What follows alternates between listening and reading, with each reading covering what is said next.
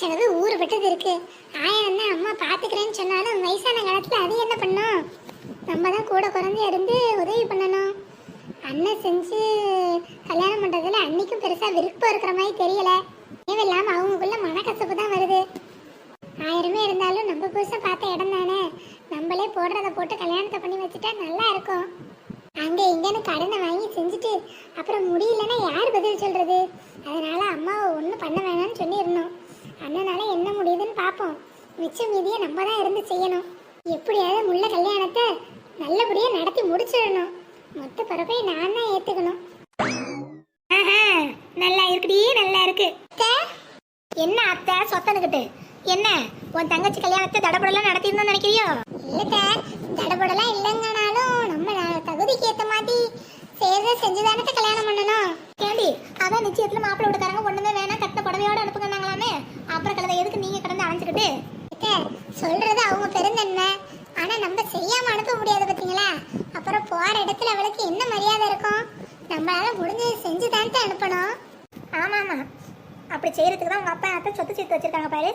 இருக்கிறது ஒரு வீடு 2 இடமும், அதை வச்சு என்ன செய்ய முடியும்? ஏற்கனவே உங்க அண்ணி ஒருத்தி அங்கே ஒன்றும் செய்ய விட மாட்டா. உங்க அண்ணன் அதை பேச்சு கேட்டுட்டு அமைதியாக இருந்துருவான். உங்க அம்மா வயசான காலத்துல எங்க கடனை வாங்கினாலும் அது யார் தலையில வந்து விடிய வருது? பேசாம இரு, போடுறத போட்டு கட்டி கொடுக்கட்டும். தேவையில்லாம நீ எல்லாம் தலையிற வேலை வச்சுக்காத. நீயே 2 பொட்ட பிள்ளைய பெற்று வச்சிருக்க, இதுல 3ஆவதா இவளுக்கு வேற செய்யறாளான். இவளுக்கு எங்க அப்பா அம்மாவும் ஊர்ல கோடிக்கணக்கில் சொத்தி வாங்கி வைக்காம போகலாம், ஆனா பேருக்கும் கௌரவத்துக்கும் எங்க குடும்பத்துக்கு குறைச்சல்லத. ஆமா ஆமா, நல்லா வாழ்ந்த குடும்பம் தான். இப்போ ஒன்றும் வழியா காணுமே. என்னமோ ஏதோ பண்ணுங்க, ஆனா என் தலையிலையோ என் புள்ள தலையிலையோ யாரும் எதையும் இறக்கிடக்கூடாது சொல்லிட்டேன். நீ கலவை என்னமோ பண்ணிட்டு போ, எனக்கு அதெல்லாம் சம்மந்தமே கிடையாது. சரி சரி, அந்த கதையை விடு. என் மகன் எப்போ வரானா? பெரியவனை பார்த்து ரொம்ப நாள் ஆகுது. அவன் வந்தானா எனக்கு கொஞ்சம் நல்லா இருக்கும். வருவாரு கல்யாணத்துக்கு முன்னாடி வந்துதானே ஆகணும். இந்த வாரமே வரையினாரு. இல்லை இன்னும் 1 வாரம் ஆகும்னு நேற்று ராத்திரி ஃபோனில் சொன்னார். அப்படியா? சரி. பாரு என் பிள்ளை எப்படி ஓடா உழைச்சி துரும்பா செய்கிறானு. நீ என்ன நோக்காமல் உன் தங்கச்சிக்கு தூக்கி கொடுக்குறத பற்றி யோசிச்சுக்கிட்டு இருக்க. இனிமேல் இந்த யோசனையெல்லாம் வரக்கூடாது. பார்த்துருந்துக்க. வேலையை பாரு. வேலையை பார்க்க விட்டாதானே? நாக்கில் கத்தியை தீட்டி வச்சுக்கிட்டு வந்து வெட்டுன்னு வெட்டுது கிளவி. இப்போ வேலையை பாரு, வேலையை. அம்மா மல்லிகா, ஏங்க வந்துட்டீங்களா? இப்போதான் உன்னை பற்றி நினச்சேன், வந்து நிற்கிறேன். 100 வயசு. ஆமாங்க, இப்போதான் அத்தை என்கிட்ட கேட்டாங்க. ஐயா போன வேலையெல்லாம் நல்லபடியாக முடிஞ்சா? எல்லாம் நல்லபடியா முடிஞ்சிருச்சுமா. ஏங்க இன்னும் 1 வாரம் கழிச்சு தானே வரேன் நீங்க? ஆமாம்மா, 1 வாரம் கழிச்சு வரதா தான் இருந்துச்சு. ஆனா வேலை கொஞ்சம் சீக்கிரம் முடிஞ்சிச்சு, அதான் உடனே கிளம்பி வந்துட்டேன். அதான் வந்துட்டேன்ல, வந்தவன போய் என்ன ஏதுன்னு கேட்டுக்கிட்டேன். பரவாயில்ல இருக்கட்டுமா. இங்க வீட்டுல மத்தவங்க எல்லாம் காணோம்.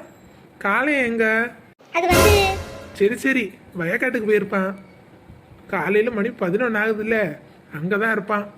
சரி குளிச்சு முடிச்சுட்டு நான் அங்க போய் அவனை பாத்துக்கிறேன். மத்தவங்க எல்லாம் எங்க? பிள்ளைகள்லாம் எங்கம்மா? பிள்ளைகள்லாம் பள்ளிக்கூடத்துக்கு போயிருக்குங்க. ஆமா பள்ளிக்கூடம் திறந்துருச்சுல, மறந்தே போயிட்டேன். நான் போறப்ப பிள்ளைகளாம் வீட்டில் லீவ்ல விளையாண்டுட்டு இருந்துச்சுங்களா, அந்த நினைப்புலேயே பிள்ளைங்க வீட்டில் இருக்கும்னு நினைச்சு அதுங்களுக்கு வேணுங்க அதெல்லாம் வாங்கிட்டு வந்தேன். சரி வரட்டும், பிறகு பேசிக்கலாம். இந்த உமா எங்க? நான் போறப்பயே அது வாங்கிட்டு வாங்க மாமா, இது வாங்கிட்டு வாங்க மாமான்னா எங்க அவ? உமா. ஐயோ, பெரியவன் வேற விஷயம் தெரியாம வந்திருக்கானே. விஷயம் தெரிஞ்சா என்ன செய்வான்னு தெரியல. பாவம் வந்த வயலுக்கு எதுக்கு எடுத்தோன்னே இதை சொல்லிக்கிட்டு. முதல்ல முழங்கை கால்கள் விட்டு சாப்பிடட்டும், பிறகு பொறுமையா சொல்லிக்கலாம். எங்க மல்லிகா? எப்போதும் கூட தானே இருப்பா, இப்ப எங்க ஆளை காணோம்? அது அவ கூட்டாளிகளை பார்க்க போயிருக்காப்பா. நீ போய் கை காலை கிளம்பிட்டு சாப்பிடவா. இல்லையா என்ன பேந்த முடிச்சுக்கிட்டு நிக்கிற? போ, அவனுக்கு வெண்ணி போட்டு வை, குளிச்சுட்டு வரட்டும். நான் போய் மீனும் கறியும் வாங்கிட்டு வரேன். இந்த காய்கறி எல்லாம் தூக்கி ஃப்ரிட்ஜில் போடு. அடியே போ, உள்ள போ. போறேன். இவ விஷயத்த சொல்றதுக்கு முன்னாடி நம்ம சொல்லிடணும். இவ சொன்னா ஏடா கூடமா நம்மளே போட்டு கொடுத்துருவா. போய் குளிச்சுட்டு வா, அம்மா உன்ட்ட ஒரு முக்கியமான விஷயம் பேசணும். சொல்லுங்கம்மா, எதா இருந்தாலும் சொல்லுங்க. ஒண்ணும் இல்லையா, நீ போய் கையை காலை கழுவிட்டு குளிச்சுட்டு சாப்பிட்டு முடி, பிறகு பொறுமையா பேசிக்கலாம். ஒன்றும் அவசரம் இல்லை. சரிம்மா. முழு பூசணிக்காக சோத்துல மறைக்கணும்னு பாக்குறாங்க இந்த அத்தை. எப்படி முடியும்? வந்ததும் வராததுமா என் புருஷன் அவர் தம்பி எல்லாம் கேட்கிறாரு. ராமலட்சுமணன மாதிரி எப்போதும் ஒண்ணு மண்ணா தெரியவாக. இன்னைக்கு தம்பி வேற வீட்டுக்கு குடி போயிட்டாருன்னு சொன்னா மனுஷன் தாங்குவாரா? அவர் இல்லாத நேரத்துல என்னென்ன நடக்க கூடாதோ எல்லாமே நடந்து போச்சு. இதை யார் அவர்கிட்ட சொல்றது? அப்படியே சொன்னாலும் அந்த மனுஷன் எப்படி தாங்குவாரு? ஒரு அளவு தான் உண்மையை மறைக்க முடியும். திருப்பன் வந்து இறங்குன மனுஷங்கிட்ட இதை சொல்லாதானே அவருக்கு புரியும். எடுத்து சொல்லி நம்ம தான் பக்குவமா புரிய வைக்கணும். இன்னும் எம்பிட்டு திறந்தா இதை மறைக்க முடியும்? என்னதான் செய்ய போறாங்களோ இந்த அத்தை. இதுல என்ன அடக்கி வேலையை பார்த்து அனுப்பி விட்டாங்க. மனுஷன் என்னென்ன கேள்வி கேட்பாரு, என்ன பதில் சொல்ல போறனோ தெரியலையே. அட கொஞ்ச நேரம் பேசாம வா, சும்மா கடந்து துள்ளிக்கிட்டு. இது என்னது இது? கையில கோழியோட வந்திருக்கீங்க. யாரு வீட்டு கோழி? யாருக்கு தெரியும்? என்னத்த சொல்றீங்க? அடியே, ரோட்ல போயிட்டு இருந்தேன், வெட கோழியா ஒண்ணு கண்ணில் பட்டுச்சு. சரி, ஊர்ல இருந்து என் பையன் வந்திருக்கான் மத்தியா, அதான் கையோட பிடிச்சிட்டு வந்துட்டேன். இருக்கிற பிரச்சனை பத்தாதுன்னு புதுசா வேற ஏதாவது பண்ணாதீங்க. வேணும்னா காசை கொடுத்தா கறி கடையில கோழி தர போறான். அதை விட்டுட்டு யார் வீட்டு கோழியா தூக்கிட்டு வந்திருக்கீங்க?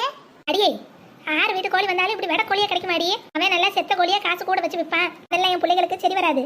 ஓடி ஓடி உழைக்கிற பிள்ளைங்க, அதுங்களுக்கு நல்லதான் 4 சோறு போட்டாதான் சரி வரும். இப்பதானே மீனை வாங்கிட்டு வந்தேன். இருக்கட்டும் முடி, மீனை குழம்பு வச்சிரு. கோழியை நல்லா இப்பதான் போடுவீங்களே சில்லி சுக்கா, அது மாதிரி போட்டு வச்சிரு. மட்டன் வேற சொல்லியிருக்கேன், அதையும் குழம்பு வச்சிருடி.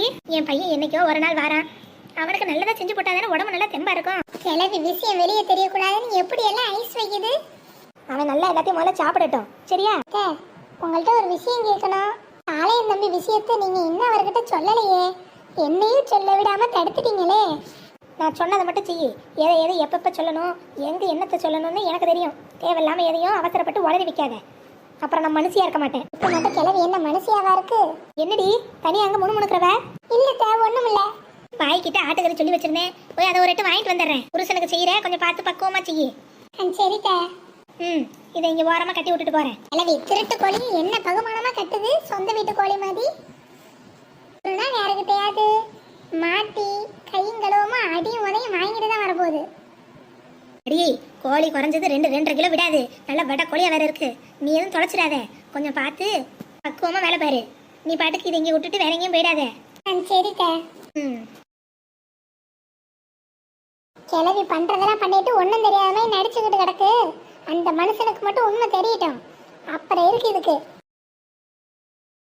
அடியே, உங்க அண்ணன் ஊர்ல இருந்து வந்துட்டாண்டி. ஓ, அண்ணன் ஊர்ல இருந்து வந்துருச்சா? நான் எனக்கு சிங்கப்பூர் சென்ட் கேட்டிருந்தேன், வாங்கிட்டு வந்துச்சா இல்லைன்னு தெரியலையே. தள்ளு வரட்டு போய் கேப்போம். அடியே கூறு கட்டவள. அம்மா எதுக்கு இப்ப திட்டுற? வந்தது வராதமா வாங்கிட்டு வந்து சென்ட் தான் இப்ப முக்கியம் பாரு. அப்புறம் என்ன பண்ண சொல்ற? அட ஆமா, அதுதான் சொல்ல வரேன். நீ கொஞ்சம் பார்த்து சூதானமா நடத்துக்க. உன் மேல எந்த தப்பும் இல்லைங்கிறத உங்க அண்ணனுக்கு நீ தான் பேசி புரிய வைக்கணும். ஏமா, 1000 இருந்தாலும் அண்ணனுக்கு காளை அண்ணன் மேல பாசம் அதிகமா. அதுக்கு தாண்டி சொல்றேன். உன் வீட்டுக்காரரால தான் அவன் வீட்டை விட்டு வெளில போனான்னு உங்க அண்ணனுக்கு தெரிய வந்துச்சு. அம்பிட்டுதான். இனிமே அந்த பையலுக்கு வீட்டுல இடம் இல்லைன்னு உன் புருஷனை வெளியே தள்ளினாலும் தள்ளிடுவான். ஏம்மா என்னம்மா சொல்ற? காலை என்னாச்சு, வெளியே போய் பொழைச்சிக்குவான். நீ எல்லாம் போனான்னு வையேன், அம்பிட்டுதான். உன் புருஷனோட சேர்ந்து நடு தெருவில் தான் நிற்கணும். ஏமா, என் புருஷனுக்கு என்ன குறை? அதான் மாதம் 1 லட்சம் சம்பளம் வாங்க போறாரு. முதல்ல வாங்கிட்டு முடி, அப்புறம் எதா இருந்தாலும் பேசிக்கலாம். இப்போ மரியாதையே வந்து உன் அண்ணன் ஏதாவது கேட்டா தேவையில்லாமல் பேசாம அமைதியாயிரு. நிச்சயத்தெல்லாம் நான் பார்த்துக்கிறேன். உங்க அண்ணனுக்கு 6 அமரை எடுத்து சொல்லி புரிய வச்சுக்குவான். அவசரப்பட்டு வாயகியை விட்டு வளரி விடாத. சரிம்மா. போ. இவளை வச்சுக்கிட்டு இன்னும் நான் என்னென்ன பட போறேன்னா தெரியல. சாமி.